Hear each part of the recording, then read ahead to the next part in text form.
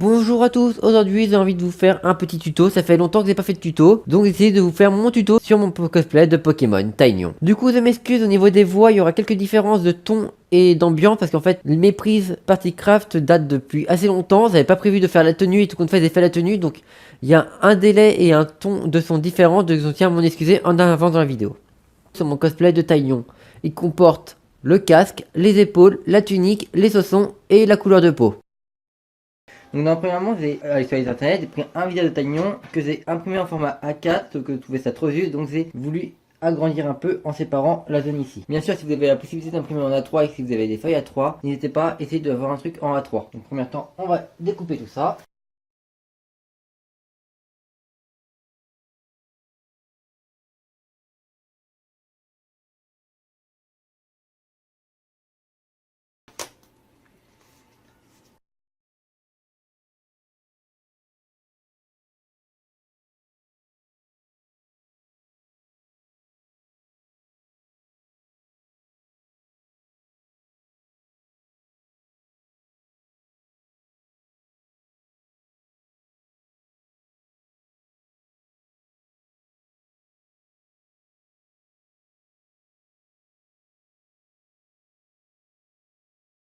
Donc maintenant, on va s'attaquer aux yeux de Taignon. Donc je vous rappelle que vu qu'on avait élargi notre modèle, la tête est légèrement difforme, donc les yeux, il va pas falloir les décalquer. Il va falloir les couper et les poser directement à peu près symétriques sur la tête. Donc oui, j'ai perdu l'autre morceau, donc on y recrée un côté pour essayer d'avoir un aspect symétrique. Le cutter et on y va.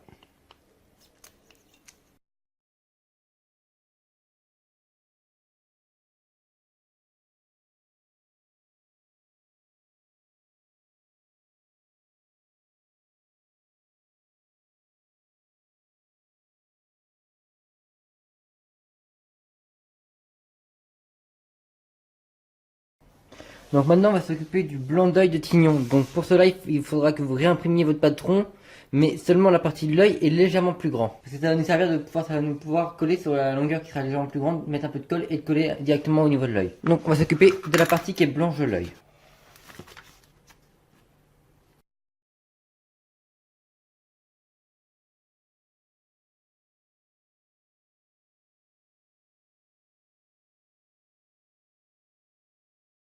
Donc voilà, là on a notre partie blanche de l'œil de Taignon et la partie à pas perdre, ici, ça c'est un peu cassé, qui sera la lentille noire. Donc il va falloir faire ça 2 fois en tout cas pour le blanc.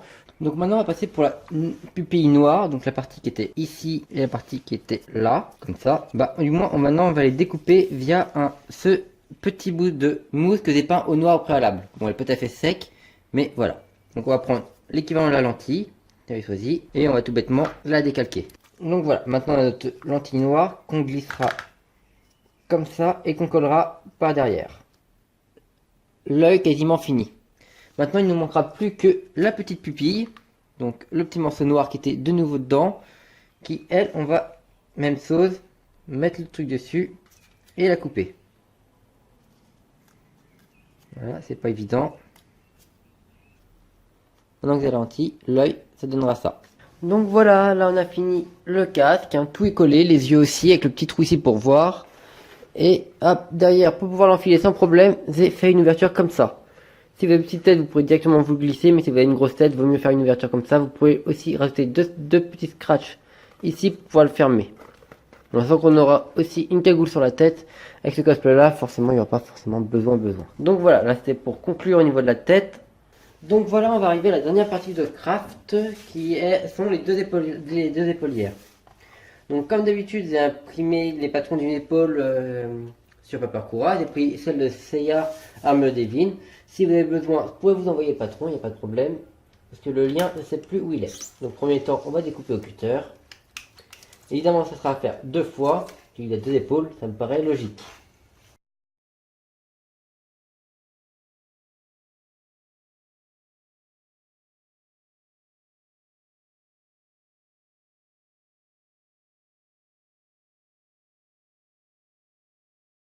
Et voilà, nous avons notre première épaulière. Par contre, vous remarquez, elle tient pas comme ça. Donc c'est là où on va passer à un peu de thermoformation plutôt. Donc on va utiliser la chaleur. C'est qu'on va en fait, avec de la chaleur, on va l'arrondir. On va lui donner la forme arrondie pour qu'elle reste comme ça le plus longtemps possible. Donc pour cela, on va utiliser soit un décapeur thermique que ce n'est pas, ou du coup quelques secondes au four, mais vraiment quelques secondes. Donc vous préchauffez votre four et vous le mettez quelques secondes. Donc voilà, là je la sors du four à l'instant. Attention, donc vous voulez essayer de la plier comme ça. Si vous voulez, vous pouvez utiliser votre jambe aussi pour lui donner vraiment un air arrondi comme une épaule. Comme ça, et vous maintenez quelques secondes, le temps que ça se refroidisse. Comme je dis, vous faites très attention, un four c'est très brûlant, je vous répète. Vous mettez bien des gants quand vous sortez la plaque du four. Et vous maintenez la mousse comme ça. N'hésitez pas de lui donner un aspect comme ça tout le temps. Et voilà. Alors maintenant que nos deux épaules sont terraformées, comme vous voyez, hein, ça refroidit, c'est bien dur, ça reste correctement. On va mettre le fameux ruban adhésif, du moins le scratch autocollant, pour le coller de façon à peu près équitable entre les deux moitiés d'épaule. Voilà, on appuie bien fort. Voilà. Du coup, ça fera ça. Si vous voulez un conseil, moi je vais faire ça tout à l'heure, mais rajoutez deux petits points de colle un peu partout au niveau des bords afin que ça tienne bien dans l'épaule.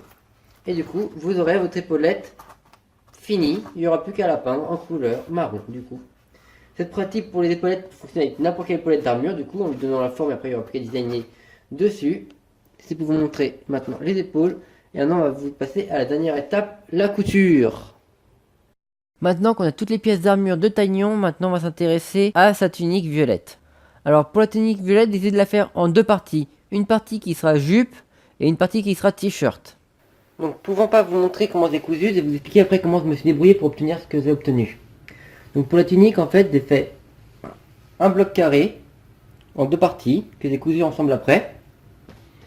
Et après, je me suis arrangé pour avoir des manches ici et ici. Donc oui, ça ressemble plus à une tête d'oreiller qu'autre chose, mais c'est presque le principe que je me suis basé. Et pour coller les épaulières, j'ai ajouté du scratch que j'ai bien collé dessus. Vous pouvez également le coudre par-dessus pour avoir plus de solidité et sans doute quelque chose de plus net. Et pour obtenir la taille qu'il me fallait pour moi, j'ai utilisé un de mes grands t-shirts que j'ai légèrement agrandir sur les côtés pour avoir une marge pour pouvoir coudre comme ça à l'intérieur. Et en longueur, je me suis arrangé pour faire plus grand pour avoir de la marge. Pour la jupe. Alors la jupe a un effet plissé sur Taignon et moi j'ai pas voulu faire une robe plissée, je trouve ça compliqué au niveau du tuto. Pour cela j'ai fait une ceinture en élastique que j'ai glissée dans le tissu afin d'avoir une longueur et être à l'aise et facile à mettre. J'aurais pu faire avec une fermeture éclair mais j'aurais perdu la flexibilité. Comme ça si tu prends des hanches, il peut encore t'aller, c'est l'astuce. Du coup pour cela j'ai fait d'abord une longueur de tissu, très grande par contre. Après j'ai fait une autre, je lui ai fait un onglet comme ça à l'intérieur. Puis j'ai glissé l'élastique à l'intérieur et j'ai tout recousu.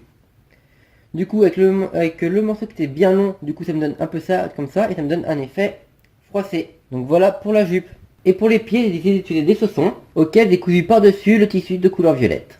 Tout bêtement. J'ai pris des chaussons avec une sorte de mousse à l'intérieur, comme ça on est bien confortablement et en plus ça tient chaud aux pieds. Donc voilà, c'était mon cosplay de Taignon, ce petit tuto. J'espère qu'il vous aura plu, qu'il pourra vous aider si vous avez envie de le faire en projet. J'espère que je ne me suis pas trop mal débrouillé pour vous l'expliquer. Je vous dis à bientôt pour une prochaine vidéo.